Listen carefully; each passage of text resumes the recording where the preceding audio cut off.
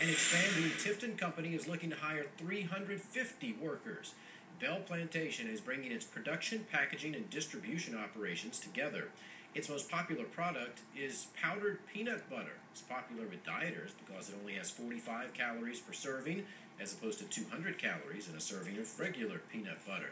The man behind that powdered peanut butter is Tifton inventor J.C. Bell. He created PB2 as an easily transportable emergency food for hungry people in Africa and Asia, but he realized it could be popular with American consumers too. He says dieters and weightlifters make up the main consumer base right now, and it's most popular in California. Since it is a powder and it's looking for moisture, if you want to make a peanut butter sandwich, you just mix it with a little bit of water. If you want peanut butter and jelly, you can mix it directly with the jelly, or if you don't want that sugar, use fruit juice.